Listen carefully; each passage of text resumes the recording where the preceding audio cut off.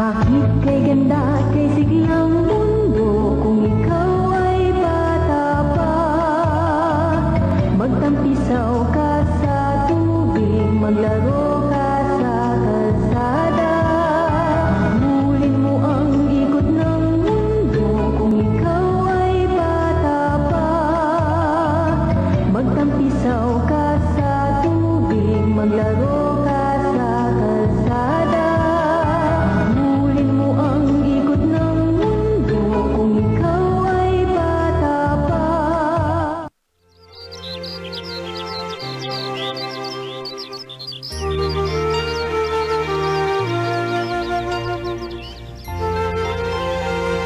Nan! Nan! Halika rito! Ha? Bakit ba? Tulungan mo naman kami dito! Kanina ka pa nakaupo dyan! Wala ka namang ginagawa! Oo nga, mag-isa lang akong nagukay. Hindi pa kayang tumulong ni Tommy. Si Staffy naman, hindi ko maaasahan. Ikaw naman ang nagplano nito, hindi ba? Alam ko. Nagbabalik lamang siya ngayon sa aking alaala. Sino? Si Dan? Aba, isang linggo na pala siyang wala rito.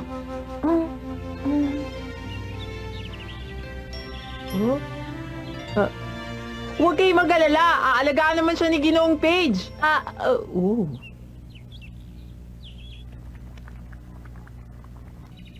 Amoy tsokolate! Yun na siguro ang merienda!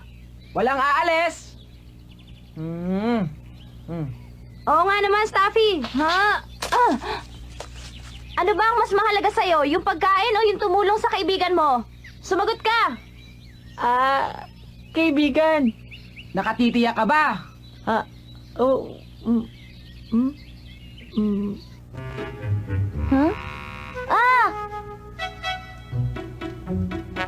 May dumarating!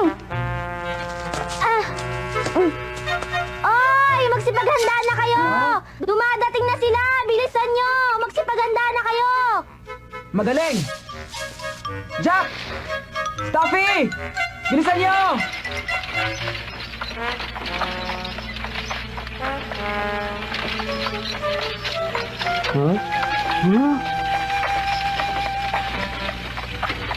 Ho!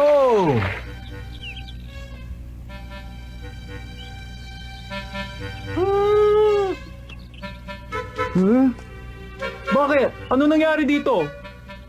Hindi mo ba alam? Katatapos lang kaming lusubi ng mga pirata. Mabuti pa yun kaysa naman sa lubungin ka ng mga pana tulad ng huli kong punta rito. Mabuti pa yung mga pirata. Oh, wag kang dadaan dito. Sige, dito na lang.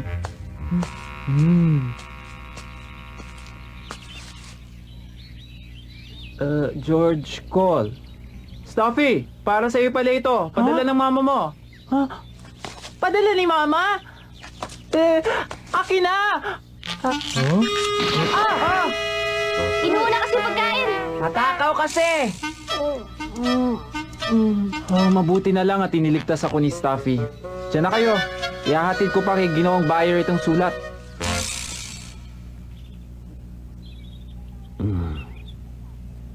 Ginong Bayer, anong sinasabi? Ha? Huwag mo na kaming pasabikin.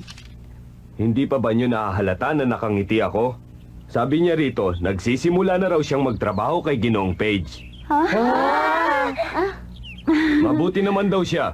Salamat naman. Talaga namang alam kong makakaya ni Dan alagaan ang kanyang sarili. At kailan mo pa nalaman yon, ha, Tommy?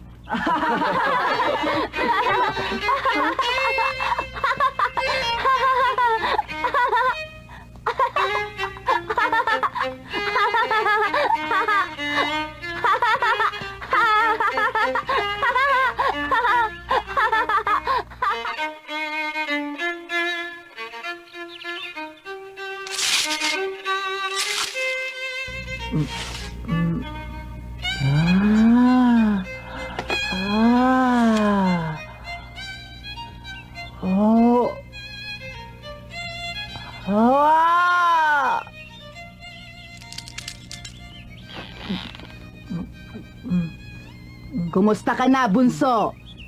Naibigan mo ba ang mga kending padala Masarap ko? na masarap. Nag-aaral ka bang mabuti? Huwag mong piliting kumain kung sasakit lang ang tiyan mo sa mga pagkain dyan.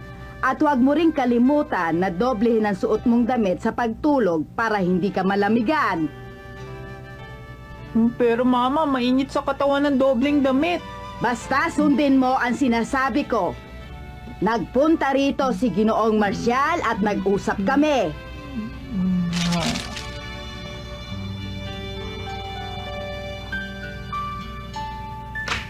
Stuffy! Gusto mo ba sumama sa... Oh, Enjoy watching bitstv.com.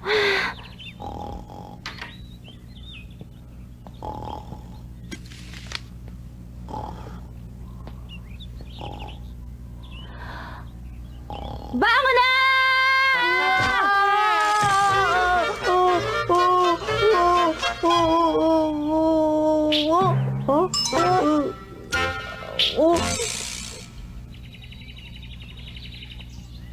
Pasensya ka na.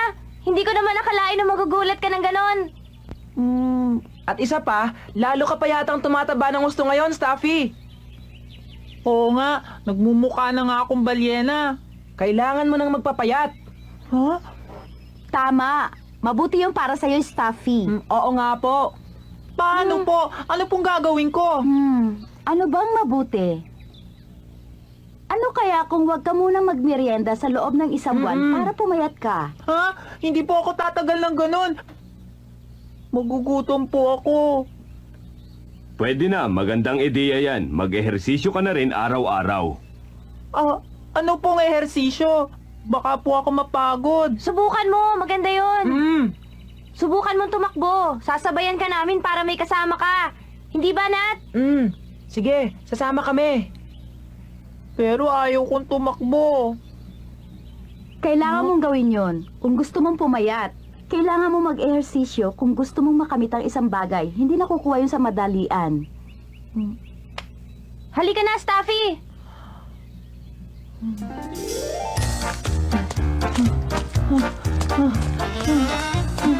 Kumusta ka na? Alam kong hindi papayag si Mama kung makikita niyang ganito ang ginagawa ko ngayon.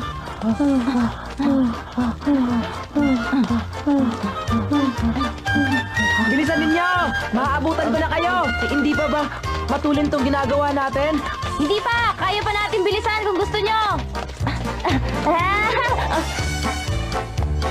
Hoy! Huwag niyo ko iwanan! Andyan na ako!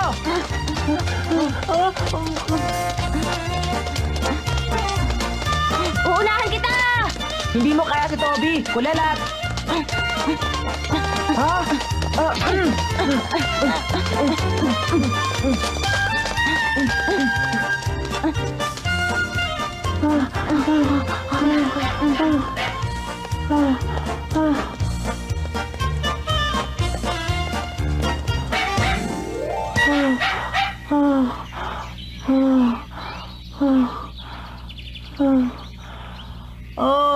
Hindi ko na kaya.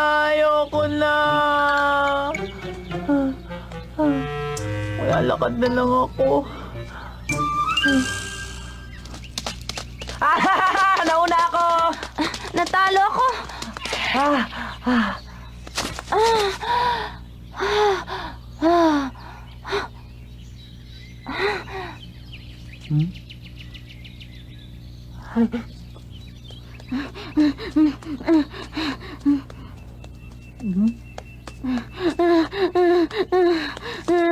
Pangatlo ka!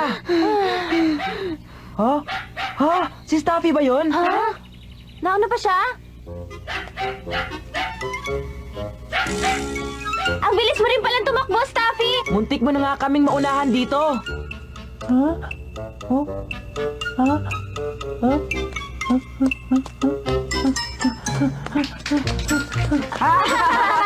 Magaling Binabati kita! Nakita mo na, kaya mo pala? Tingnan nyo, pumayat na nga agad si Stuffy. Si Nat naman ang pinakamabagal sa ating lahat.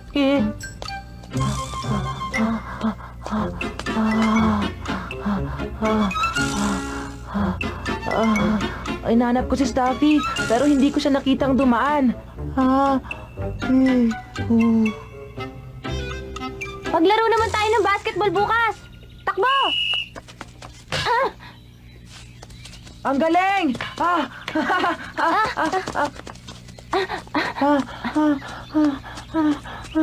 Mama, sinabihan po ako ni Ginang John na huwag magmerienda sa loob ng isang buwan. Pumayag po ako. Stuffy! Ha?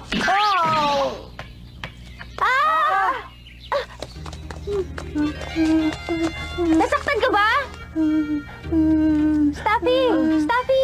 Ha? Mama, naglalaro din po kami ng football mula umaga hanggang gabi. Tumatakbo din po ako. Pagkatapos, naglilinis din po ako ng silid. Sumusunod lang po ako. At hindi ako umiiyak. Pero mama, hirap na po ako.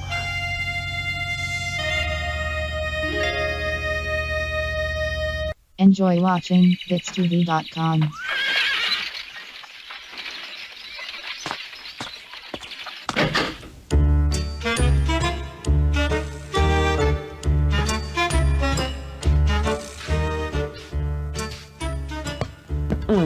Weh, wala ho sila riyan! Tumahimik ka!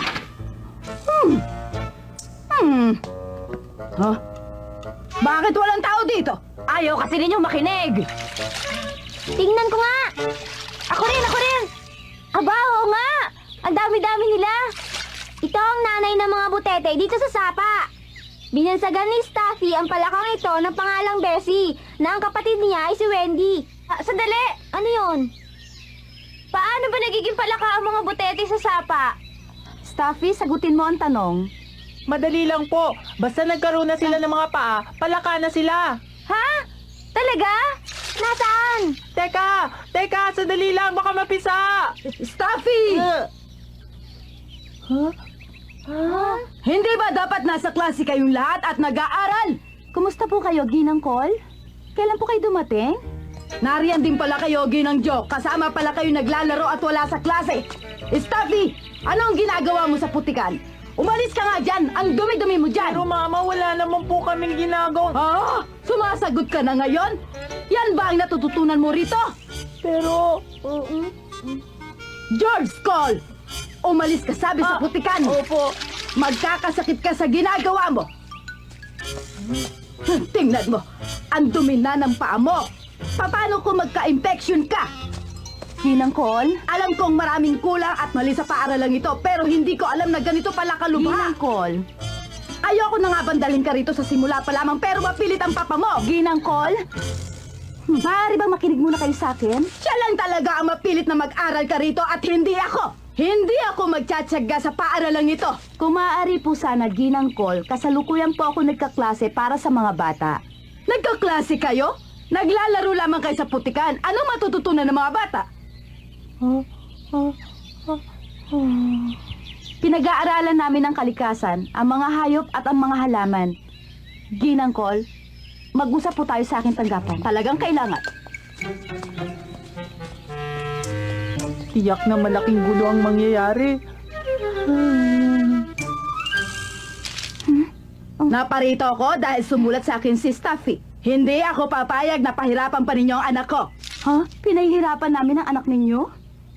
Pinatatakbo niyo raw siya mula umaga hanggang gabi. Bukod pa sa roon, hindi pa raw siya binibigyan ng merienda.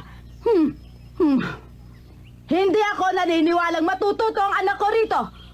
Oh, anak ko! Ano talaga ang nilagay mo sa sulat?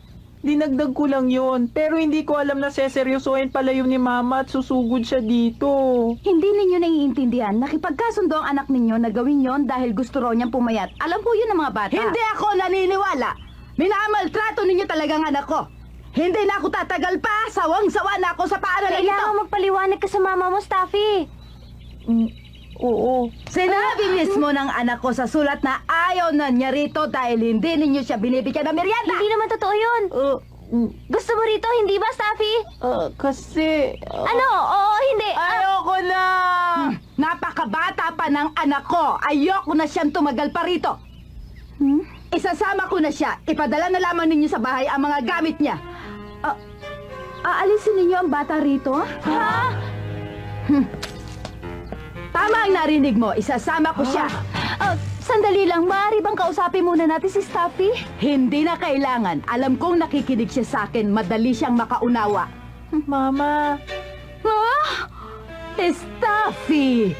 Naririyan pala ang aking bunso. Pero mama, wag.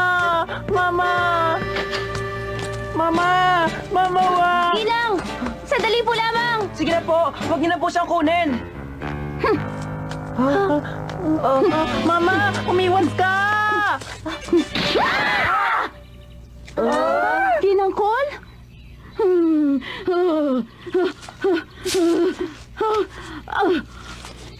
Sinasabi ko na nga ba kaya lumalaki masama ang mga bata dahil natuturoan din ng masama?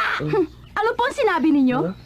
Nakakapagsalita kayo ng ganyan pero ang sarili ninyo hindi pa nga ninyo nakikilala? Ano ba ang pagkakaalam ninyo sa sarili ninyo?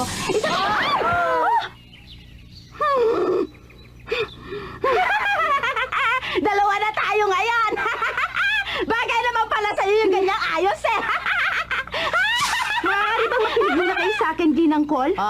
Pinalalaki ninyo sa layo si Stuffy. Hindi ho makabubuti yun sa kanya. Dito, tinuturuan namin ang mga bata na makayanan ng anumang paghihirap.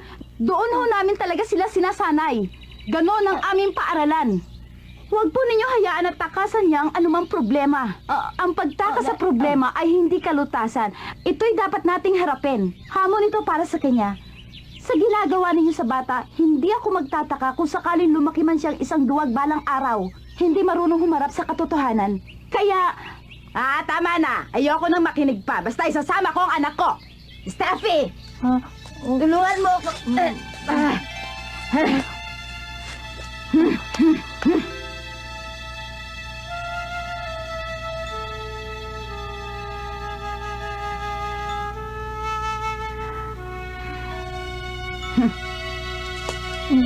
Tayo na! Bilisan mo! Stuffy! Sandali! Talaga bang sasama ka?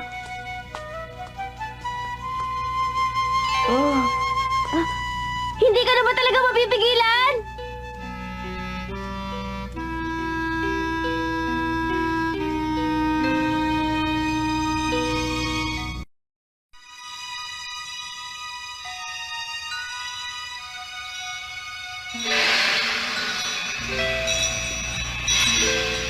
Humanda na po kayo! Aalis na tayo sa sandaling dumating kahalilin aming tren!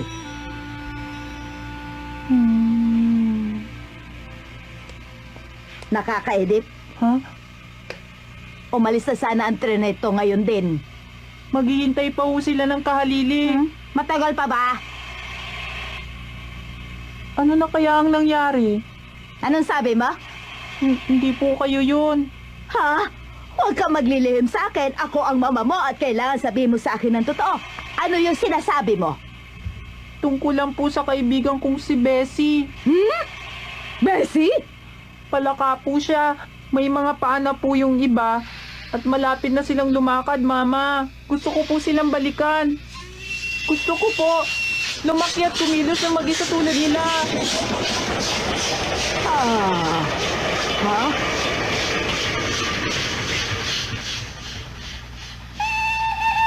Ha? Totoo, Mama. Babalik ako sa Plumfield, kaya pumayag ka na.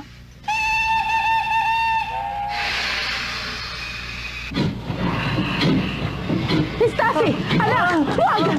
Ay, huwag mo na! Hindi nang hindi matutuwa kong mag-kiss para malabanan ko ang anumang hirap. Ayoko maging lampa pagdating ng araw, Mama.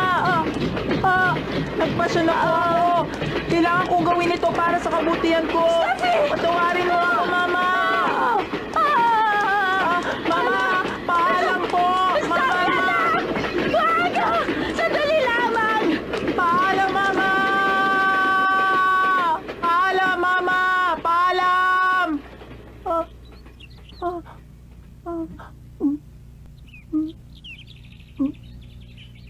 Enjoy watching bitstv.com.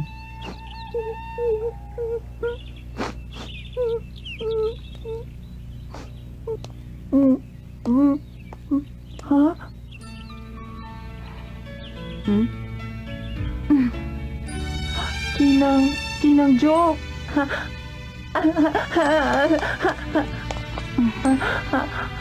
Ginang Jo.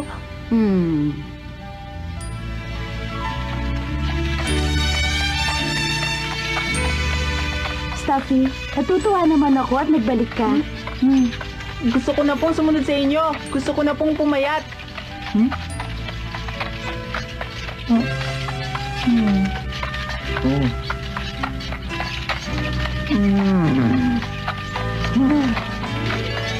Maaari na po ako magsimula kahit bukas. Nabibigla ka ba?